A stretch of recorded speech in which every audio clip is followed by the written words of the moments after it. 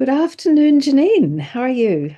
I am well, thanks, Kate. It's so nice to be here. Thanks for having me today and for this month, because I Mm, know you've had lots and lots of different meetings and discussions and conversations, but it's really beautiful to be on this side today.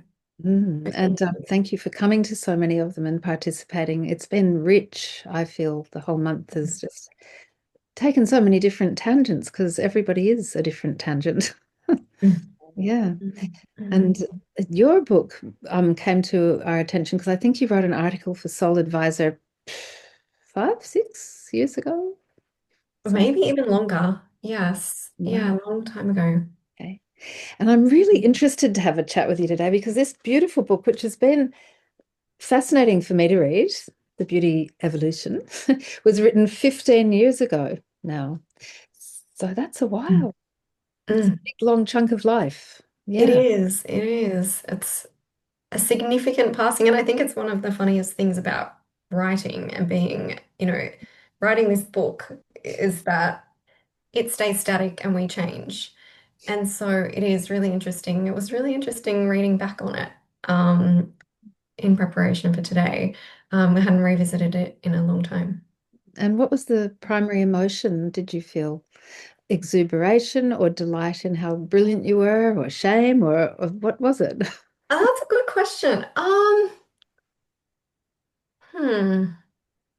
I think it was a marker of how much has changed and a good reflection on, the evolution of thought and the evolution of knowing and, this was co-authored with Ainsley and the different evolutions of, our personalities and trajectories over time. And it was interesting, maybe is the word to look back on. It was interesting to contemplate the way that we think and how that changes and evolves. But it was also really heartwarming to come back to those core concepts of, what it is to be human in a body and what it is to have these beautiful souls and these beautiful spirits that are within these physical vessels. And when I looked back, it was very much for me in rereading about the way that these different dimensions of us all interact through our physical beings and through our physical bodies, and the way that beauty is a part of that process and often an outcome of that process. And that's such a great message, because yeah, I'm just looking at that your backdrop there, and I see that gorgeous tree, which is, how could what what's that little poem that was it John Donne who said, "What could be more beautiful than a tree?" What is that little line that he used? Oh, anyway, it's basically that there's nothing more beautiful than nature. So it's incredible, Yes. that incredible elephant's ear, I think it is, or whatever that plant is. What do you call that? I think it's a monstera, that one. Monstera. Okay. I And think so. it's There's a few. yeah, and Mm. then there's you, and behind it are two women dancing that you're just poking out. Yeah, oh, there you go. And it's been like that, I think, for us with beauty, hasn't it? Because it's pretty hard, especially as an Australian woman, not so much as a French woman, Pascal, I notice whenever I'm anywhere near French people, but for Australians to actually step up into their beauty, which the way that you speak about beauty is great because it brings in that parallel between what we would think of as beauty, which is just something that's beautiful, and spirit expressing itself through form. Mm. And it's been really a tough time, I think, as most Australian women will agree, to come into our own beauty and to shine. It's more like that peeking out thing now and again, a little bit of this, a little bit of that. How do we get away with it? Whereas when you go to Mm. France, it does can be 3 in the afternoon and everyone's dressed stunningly in their own style. There was no one style in Paris when I was there last month. It was just everybody taking the liberty of being as beautiful as they like to be. Love that. Love Mm, that. yeah. I mean, how do we explain that? Why is it that we're reticent to allow ourselves to shine, do you think? Mm. That's a Mm, good question. I think there's so many cultural influences as well, and we talk about that a little bit in the book, and historical influences in terms of how we come to these different ideas and concepts of what is beautiful and the different rules around that as well. We have so much conditioning around different norms and different cultural values around what beauty is and how it looks, rather than being with our own innate blueprint and allowing that to emerge and exude through us and from us. And I think it is very culturally influenced, actually. You're right. I grew up in South Africa and I know that there it's totally different in terms of how we look, how we dress, the way that people present themselves than it is here. And I think, in Australia, we have definitely a very beach orientated culture, especially most of us living along this eastern seaboard. And I think there's a beautiful relaxedness about that. And there's a natural beauty, I think, that comes through that. But also, yeah, it's interesting, isn't it, that the way that you just framed that feels almost competitive or uneasy in some way, that we're having to think about it or really establish it rather than just being it. And I wonder if that's, that observation in France is just this real celebration of the feminine. Mm. And that's a lot of what this book is about too, is about our cultural and collective roots and the way that the feminine isn't necessarily always celebrated and embraced in the way that it can be and in the way that it really should be. And our physical bodies being an expression of that conscious, healthy feminine within, having the beauty to unashamedly shine and come through in her own way, I guess. Mm. And it's interesting. I think we have lots of different blocks and barriers to that. And, when we're in that comparative, competitive sense, it's very different to just this naturalness of being, naturalness of shining. I hope that's changing. I mean, I think I Mm. see it changing. It's hard, isn't it, when you're living Mm. to see the wood for the trees. But as my kids who are now in their 30s and, and people that I hang around with in their 20s, they seem more at peace with expressing that beauty, more playful about it Mm. than I think Mm. our generation was, or yours and mine, Pascal. It was a different kind of story. Yeah. And probably speaks to empowerment versus disempowerment or regaining of power or whatever. Yeah. Yes. Mm. Do you remember that, Pascal, the competitiveness back when you were a kid? Um, Not really. Not really. Not Where were really. you? I'm a low. I never see myself as very feminine. Mm. So my son married a very feminine girl, and my husband, mother, was extremely feminine as well, like a Okay. dressmaker, and so it's like a totally different world for me. And I do what I want when I want. I'm never care for if I look okay or not.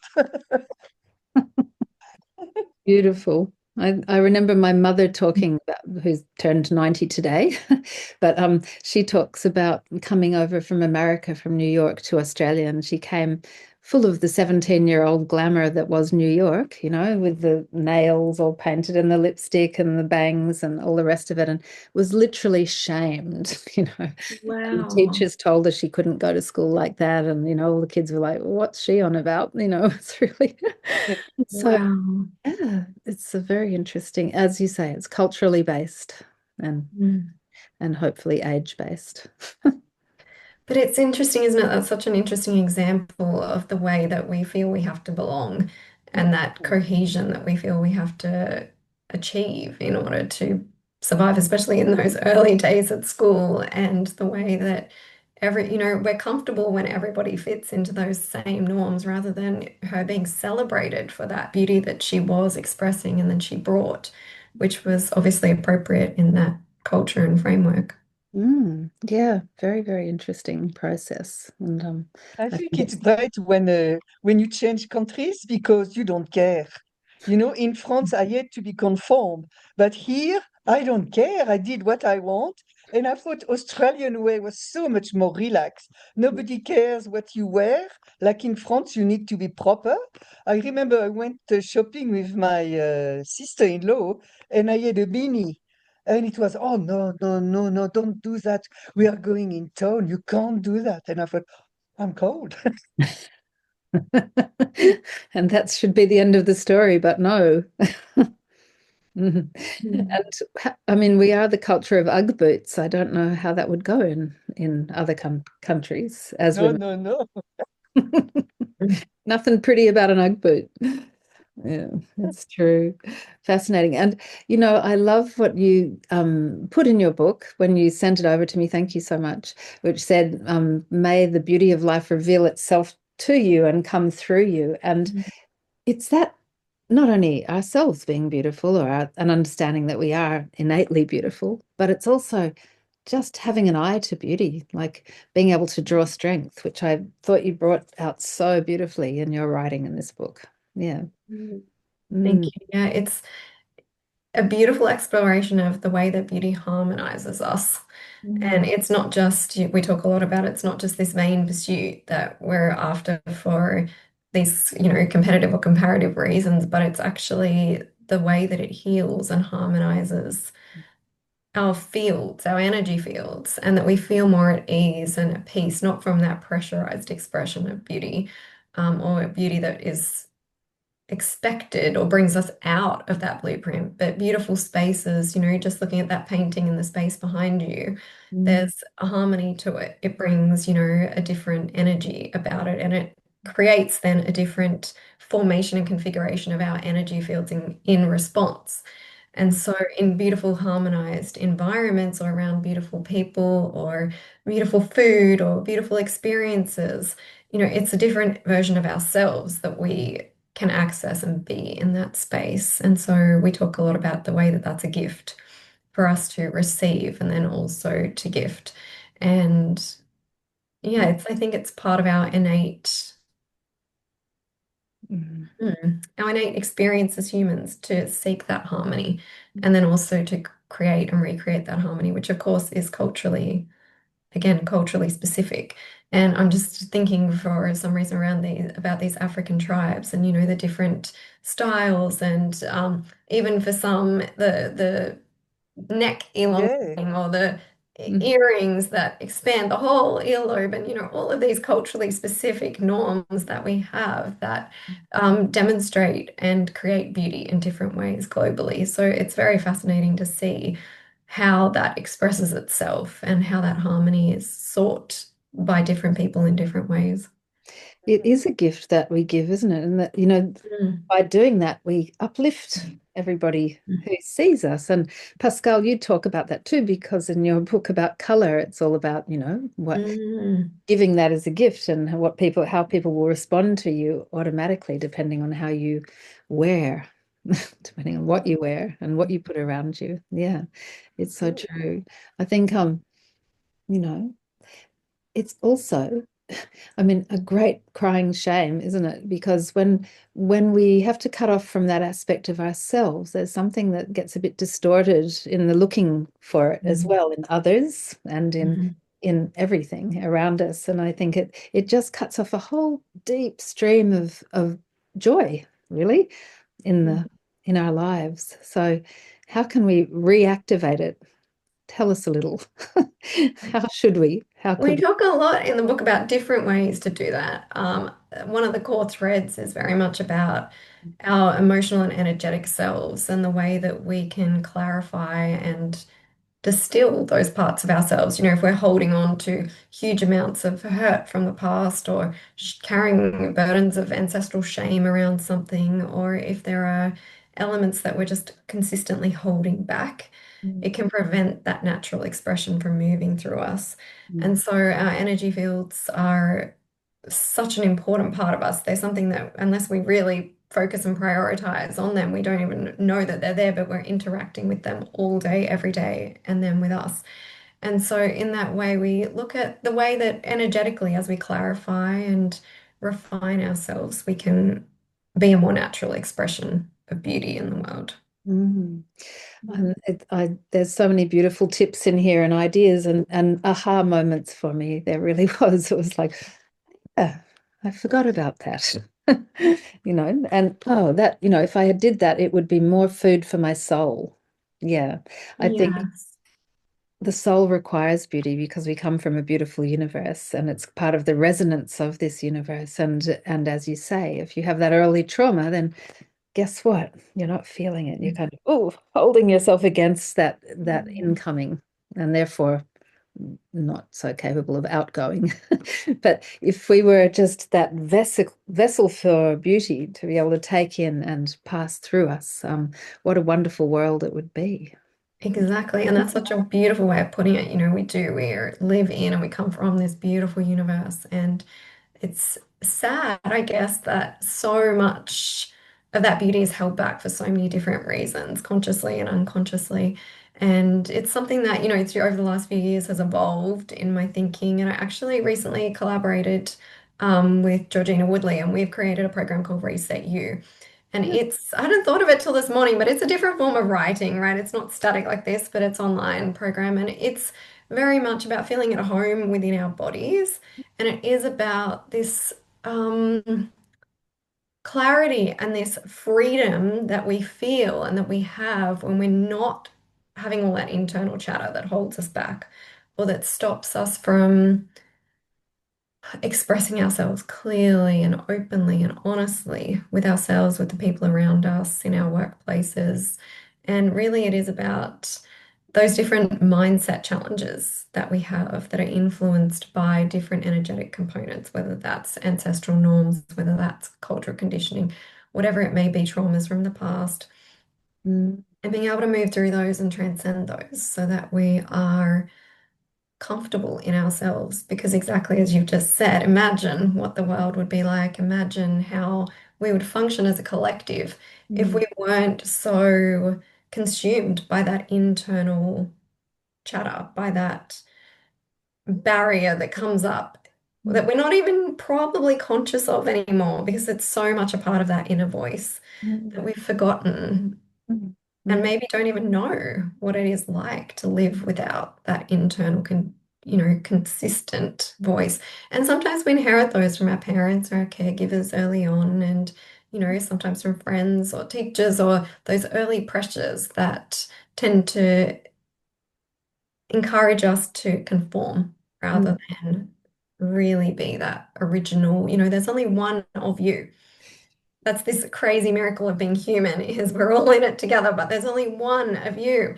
And mm, so what is it that you're here to share, to shine, to present in the world? Because it is different from absolutely everybody else. And mm, so we really do look at how our bodies are that interface. Our bodies are such contested spaces because they're picking up on so many different messages from so many different angles in any given moment and having to refine and distill those and then come through as a singular expression or as a singular behavior or person. And mm, so they really are like all these trillions of cells that come together every day to form you are sometimes working really, really hard, given all of the different influences that are all coming together in any given moment. And the way that we find peace and stillness and clarity and conviction in, no, this is me. mm, And mm. this is how I stand in relation to all of these different elements. And there's something, I guess, beauty comes through in that clarity. Yes, and there are certain stages and phases in your life or moments, when you interact with anyone where you suddenly see their beauty, it suddenly comes up and out. It's just like Mm, mm, it's breathtaking, isn't it? When you're living in your full expression of yourself, it's breathtaking and beautiful. And, please, if we could all live like that all the time, it would oh my be gosh. absolutely incredible.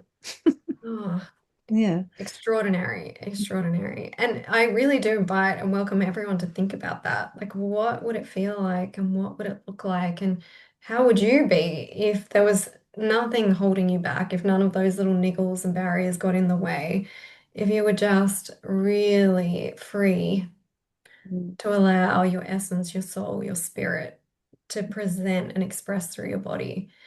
And to have that be an anchor point for how you live and how you be in the world.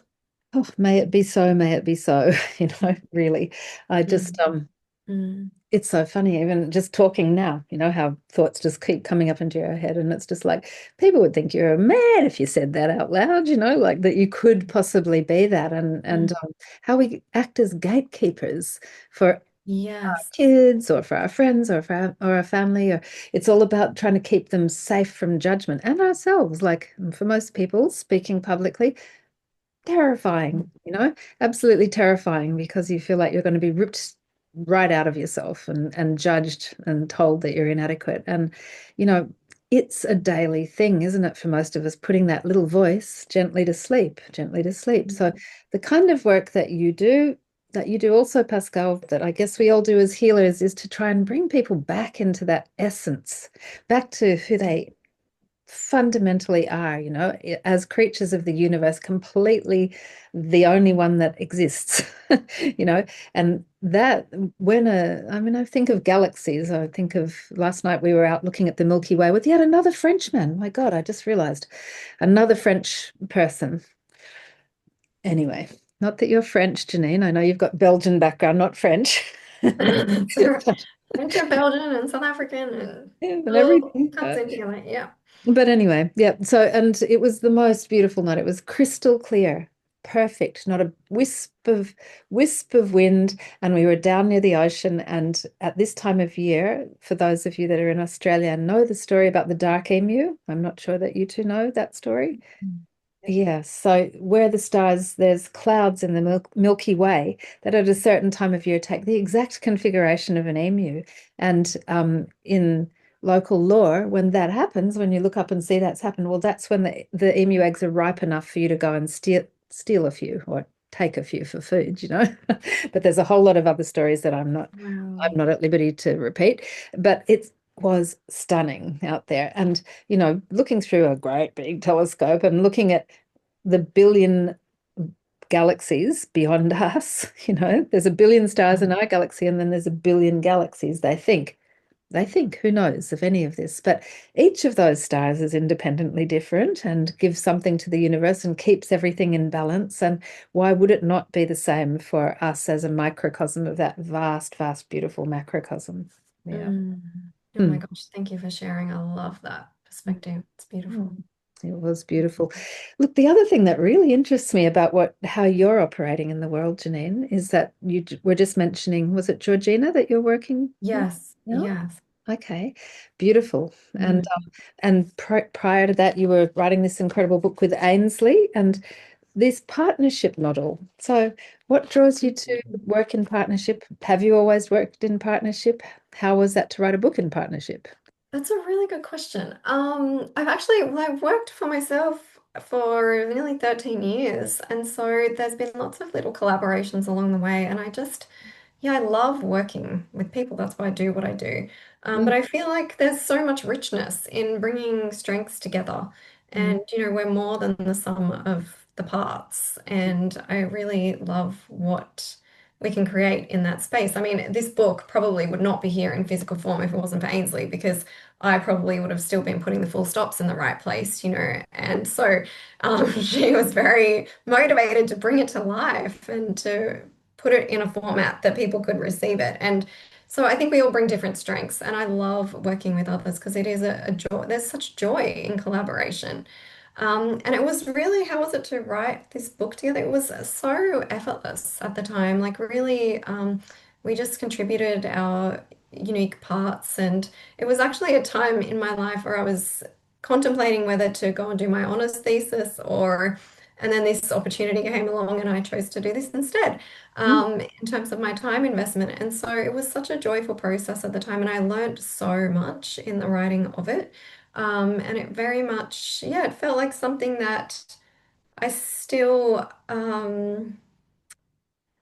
all these years later, like I can't say I'm proud that we did it, but I would say that I'm really glad that we did, mm, because it has really touched people. And I am often amazed by the feedback around it and that people really do have those aha moments mm, throughout it. And there's something that it contributes at a deeper level. And so I love that it does that. mm, And yeah, it's been amazing working with Georgina as well in terms of Reset You and that collaboration, just bringing ideas to life, and seeing them in process and in form. And yeah, there's different, that course is obviously very different to this, but is also about body consciousness and feeling at home within yourself. And there's a common theme between those two collaborations. And so I mm. feel, like in the work that I do, as a consciousness facilitator, we really do underestimate the miracle that our bodies are. and just how much feedback, they provide about the whole, you're talking about the stars and all of these billions of galaxies, within and through our bodies is this universal self and is this multiversal self and this cosmic self and so on and so forth. And so our bodies truly are literally miracles in process. And I think that we underestimate them and what they're capable of, and even what they're here for, because of different concepts like we discuss in this book. And, I think what's possible when we're not in that internal chatter is an opening into really what our bodies are connected to and really what they pick up on and really, how every little feeling and niggle and little internal process Mm. is truly remarkable and something to be in gratitude for every day, regardless of our shape, size, configuration, all the little bits and pieces that we're told should or shouldn't be a certain way. When you're connected in that universal, through that universal body into these broader dimensions of our human experience, those little elements become inconsequential or, they don't even feature in that space. And so I think we have the opportunity to experience extraordinary freedom through our bodies, rather than, such immense limitation as we're often taught and told to experience. Yeah, well, I'm hoping that one day that'll just become laughable, you know. Ah, that would be So amazing. it's like, did we really think that we were just that? And I'm getting a bit political perhaps, but it is an enslavement principle. Like the smaller you can make somebody believe that they are, or the less capable, or the more unworthy, then the easier it is to just lock them up and tell them what to do and carry on, and do what you need to do. And the universe is the all-powerful Lord of whatever. So I think we've been going through a few millennia of practice of that, where it's pretty scary at the moment in terms of people's lack of self-worth, in terms of their just swallowing whole as bolus what beauty actually is, rather than it Mm. coming from an internal point outward. So even though your book is 15 years old, I'm feeling that it's very, very relevant. How did you come up with this beautiful picture? What's the story of that? Good question. It was a few different ideas that came together. Mm. Um, at the time, gosh, I have to think back. At the time, we very much were focused on this concept of evolution, and a lot of what we spoke about in our inner workings and inner processes of the book was about transformation and, the hmm, the way that we do metamorphosize, I guess, through life. And so we wanted that image of the butterfly. We also wanted it to be very real and to have, the woman's face as like quite a practical aspect, that it is about beauty and it is about the feminine. I can't remember, to be honest, how we settled on the blue. But Such a beautiful blue. I mean, Pascal's probably got things to say about that blue, but it's magical, isn't it, Pascal? Yeah, uh, communication and peace. So it makes a lot of sense with what you just said, you know. And Mm, if we yes. realize, as you said, that we are part of a universe, and not looking at our body like a little thing, but something amazing. Yeah, I love that. I Yeah. really love that. mm, And blue is beautiful, yeah. yeah. And butterfly is transformation, Yes. metamorphosis. So Mm, it's like the eyes looking at yourself on a different way, yeah. isn't it? Mm. It's an incredibly descriptive picture. I really love it. And it's so Mm. smooth, It's like when you first look at it, it's like, oh, that looks generated. But not 15 years ago, it wasn't generated by AI, I wouldn't Yes. imagine. No, no, it was like an overlay, I think, of two different images that came together. Mm, yeah, really, really Mhm. special. Thank Mm, you for that reflection. Yeah, it is. And I think, at the time it was very much about how do we open this discussion and how do we broaden our thinking about mm, this contested area and how do we bring more peace and more stillness and knowing into a space that can cause so much upheaval and so much disruption. for everyone. We've talked about this as predominantly a feminine domain, but it absolutely, through Reset You and some of the more recent statistics, we're Mm. starting to see that definitely, even for boys and for young men, eating disorders, and there are, some significant body disruptions in terms of the mental processing and the emotional feeling that we have about our bodies, regardless of age, gender, and culture. So we wanted to bring it into a space where this underlying Mm. energy is revealed and started to have more of a forum to be spoken about. And I think normalized as well. I think sometimes people feel very isolated in their own inner challenges about who they are and how they present, that fear of judgment. And even as you mentioned beautifully earlier, that need to create safety around judgment for others.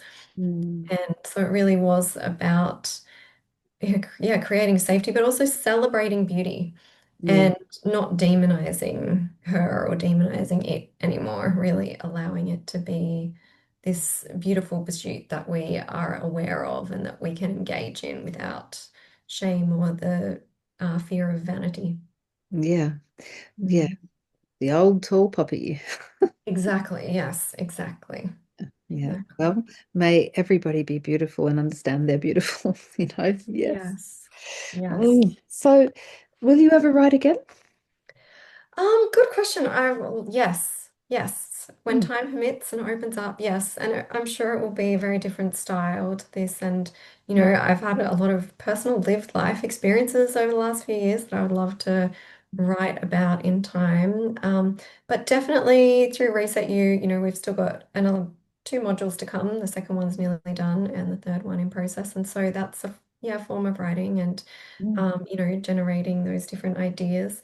And yeah, I feel like I was thinking the other day, I feel like I write every day as part of my work. The field and consciousness has so much to say. Mm. It feels like through every person, that consciousness is different, and through every business, that consciousness is different. And so I do find that, part of my process in my work is notes and writing. And I hope one day that's still in the making, but to have a platform where that consciousness and all of those pieces can come through and Mm. be available and accessible for others to read and enjoy. Yeah, I love writing in the moment too and in process, and that living writing is very different than Amazing something writing. that's been 15 years. I mean, yes, great that you still get inspiration from it and go, oh, that's idea is still relevant. But if it can evolve with you, then it's even better, Mhm. and you can draw it along Absolutely. as your mode. Mm. Tell me, Exactly. is there any part of this book that you'd like to share with us? Yeah, I would. Let me see. I'll see. I did have a few little points picked out, but let me see what's um I'll read a couple of different paragraphs from a few different chapters just to give you a little bit of a flavor of the book, and feel free to stop me anytime. And Likely. a point that I wanted to, yeah, and we'll end with the little conclusion at the end because I think it's really relevant today. So, being Sunday or whenever you're watching and looking at this, just relax and take a moment just to listen, because there is something special and beautiful about the act and the art of reading. And so just take a moment to integrate and just let this land wherever it lands for you. But we'll go through a few different sections. So this is from one of the initial chapters. This is part of Ainsley's writing, and this chapter is called Beauty Will Save the World. And so just these little parts here felt relevant. So when we connect to beauty and allow it to move through us, our skin changes and becomes softer, smoother, clearer. Our features transform, soften, and our expressions become more conscious, stunning, and radiant. Our movements become conscious and graceful. Our voices chime in key and in harmony with those around us. Our beauty heals anyone lucky enough to be in our presence. As we allow this process to occur, we connect to others. We share this beautiful, gorgeous, radiant, healing energy. Others may not be able to identify exactly what is special and so attractive, but they cannot fail to notice, to feel that something special is present. And I wanted to bring you to I love that it's a book too, because we spend so much time on screens these days that it's so lovely to have a book. isn't So I'll it? read you this little part here. This is a chapter later on that I wrote called Beauty is Energetic. And this little part is called Timeless Beauty, Transcending the Trend. And it does speak a little bit to what we've spoken about earlier in terms of culture and time. So as we journey through life, our perceptions, ideas, and definitions of beauty change over time and through our experiences. Culturally and periodically, there is no fixed uniform state of what is beautiful. For example, compare the popularity of the waif look in the 90s with the fascination of the curvy Marilyn Monroe physique of the 50s. However different, both were considered the epitome of beauty at that time. What is beautiful is determined by the fashion authorities of the day. However, beauty can be a constantly evolving and fluid reality that is based on an individual's divinely crafted physical blueprint rather than simply on the collective preference. While this physical blueprint may sound like a foreign concept, we all know that perfect feeling when your body is in balance, not popping out of your clothes and not fading away. You know where that natural, comfortable default setting is for your body, even if you haven't felt it for a while or are simply aware that you are not in that balanced space at the moment. This is your divine physical blueprint. The physicality that evolves once you have realized and processed your burdens and connected to an internal and external expression of your inner goddess or God for that matter. So rather than wearing clothes that are in fashion this season as determined by our capitalist machine, we can make choices based on our own idea of style and beauty. We can wear whatever resonates with us and the purest energy we can access at that time. It is our mind, the creative element of ourselves, and not our body, that responds and adapts to the mandatory cohesion we feel as a member of a clan, or more recently, a modern society. So while we are aware of the trends, fashion norms, and mores of the time, so too is some part of ourselves yearning to transcend this given definition of beauty and return to the timeless ideas of beauty inherent within us. There is a part of us wanting to connect to the energy of universal beauty and divine femininity. However, we don't yet have the tools to connect us to or anchor this powerful expression. Yet for many, this beauty has emerged. It is here and radiates for others not only to see, but to experience fully in the true sense of what it means to be beautiful. That is, to be full of beauty in every cell of your being. For others, this concept of beauty is something that is still trying to emerge from within us. What if you have always been your own epitome of beauty? You just didn't realize it. Let me assure you that you have been, internally, deep down, under all the energetic burdens you carry. It may never have been expressed yet because it was masked by the energy overlays around you, but you have always been your own epitome of beauty. By energy overlays, we are referring to the influences or blankets of expectation and density that cloud us and prevent us from living and connecting to our uniqueness. And so we just continue on and explore a little bit more about that. But I also wanted to come to this little section here around playfulness, which you mentioned earlier, Kate, as well. And I think that sometimes we move into this very serious space instead of playing with beauty and allowing our expressions just to ebb and flow. We also sometimes get stuck in different expressions that people come to know us as looking like this or as, showing up, presenting in this particular way instead of showing up one day completely out of the blue, in a totally new way, without having that startle people or be too far outside the scope of what's normal for us. So this little section is called, the chapter, sorry, is called Game of Beauty. And this little section is called Discovering Playfulness Through the Childlike Spirit. So over the past few months at the time, I have been grappling with the concept of playfulness, something I clearly haven't been very familiar with. What is it? Why is it important? How does it bring us closer to ourselves? In answer, I feel that playfulness is the absence of fear, the ability to create without thoughts or judgment, to dance through life knowing that you are a child of the universe and this world is simply your playground. Playfulness is light and bubbly, it's cheerful and joyous. It emanates respectful carelessness, and rather than being inappropriate or immature, playfulness is wise in its freedom, knowing that all is well. Have you ever stopped to wonder what your senses are for? I mean, we all have them. Use them every minute of every day and rely on them for our interaction with the outside world. Our senses are the interface between us and everything we classify as external to ourselves. I believe that our senses are here to heal us, to help us harmonize our physical body, and to allow us to experience who we really are through the different aspects of ourselves. Small babies and toddlers are geniuses when it comes to this. Through play, they explore every aspect of their environment in great detail, popping stones and sand in their mouths and squishing their fingers through Play-Doh.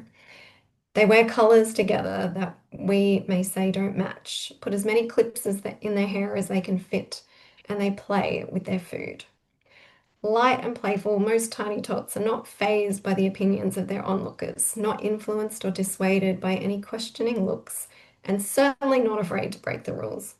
With hats on backwards, shoes 5 sizes too big on their feet, feather boas flying, and don't forget the oversized sunglasses falling off their face, they manage to forget all inhibitions and be playfully in the moment.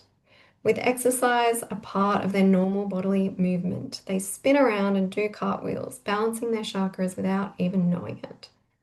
Most children are not afraid to make a noise, expressing themselves in ways we deem inappropriate, and they are familiar with the healing properties of touch, cuddling a teddy bear, or snuggling up for a hug or a tickle. I feel that children, unaccustomed to our adult way of living in the world, provide many lessons and much food for thought about how we can use our senses to play, not only with beauty, but with everything in our environment. Is it any wonder that children appear so naturally beautiful? As we live more in our minds as adults, is it surprising that our bodies seem to reflect this shift and lack of consciousness in our physical being? And I'm aware of our time. I did want to share a little bit about food, but I'll leave that. I think there are 2 chapters actually in this book around food. Mm. And we talk a lot about consumption and how our different patterns of consumption influence beauty, but also are part of our experience of that internal challenge with beauty. And we talk a lot about making food your friend and creating a sacred experience with food, and the way that food is there to harmonize us and gift us rather than create challenge and struggle. But I'll just come lastly to this little part at the end that we've called a beautiful conclusion. So, in the words of Richard Rudd, beauty is ultimately light energy, shining through human awareness. It is the reason for life, and life is the reason for beauty. True beauty, when realized and manifested in a human being, presupposes a state of union with totality. Beauty is the expression of unity in human form. In beauty, nothing lies outside the unity of everything. Everything is experienced as a unique creative expression of this unity. It is paradoxically found in both our absolute ordinariness and in our utter extraordinariness. So remember, you are miraculous, an infinite light being capable of more than you'll ever know. So do the processing, begin the journey into understanding yourself, for that is what life is, an opportunity to create and define yourself. So create truth, create honesty, create strength and courage, create beauty, create that elusive concept called happiness by following what makes your heart sing. And above all, create the love that you are. For once you begin emanating love, your lightness, your energetic weightlessness will be noticed and felt by all around you, who will in turn react to your beautiful thoughts, words, and deeds, bringing light into our lives and ultimately beautifying ourselves and our planet. So accept this call to beauty, not only within and through yourself, but in your perception of all it is. your perception of life, and by transcending and transforming what you see into something profoundly beautiful. Love, light, and beautiful blessings, Ainsley and Jeannine. So that's the end of the book, but it's a good summary actually of the content and of our intent in writing it. Mm. Well, for me, your intent lands. I think it's just so beautifully expressed. And when you listen to writing with such intent, it really does shift you, doesn't it? It's not like an effort. It's like you're just Mm. hearing it and it's going in and it's shifting things around inside you. So I'm really thankful for the words that you've written. And, I have, along with a number of other things, but you know, outside when you hit a good book and there's bits in it that you go, yeah, then you start finding those correlations with the outside world, and it starts to shift what you actually do when you walk out into the world. So that's definitely been a bit of a journey for me, and I'm highly appreciative. Yeah.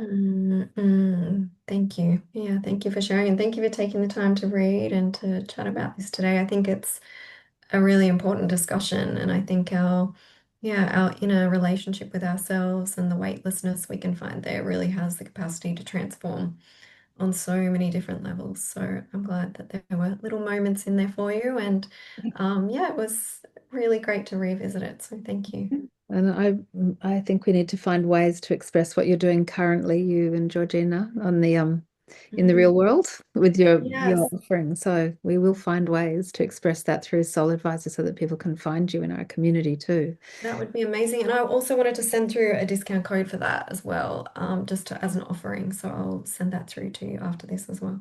All right. Well, we now have a podcast section, and within another week or two, Wonderful. all of the books will be on there. So people will be able to go there for inspiration and hopefully grab hold of that book. Literally grab hold. It's really nice to have a real book, It is. as you say. Yeah, Yeah. a bedside book. Beautiful stuff. Mm. Well, huge appreciation and thanks for all you do out there. And thanks for Oh, being part likewise. of the community. Really. Likewise. Yeah. Thank you so much for having me today and for the discussion and for being here on a Sunday too. Saturday, Sunday, Monday. All days. It's all, what every day is good for healing, and it's such important messaging. So may our talk go far. Yeah. Absolutely. Yes. Thank you. Pascal, is there anything Mm. you'd like to add to the chat? No, I love it. Thank you, Jeannine. It was very interesting. I love to read the book. Thank you so much. Mm. You're so welcome. Thank you for being here today. It's so nice to meet you again. Lovely. Mm. Take care, the both of you. Thank you. Thanks, Kate. Bye bye. Okay, See you. bye. Aloha. Bye. Bye.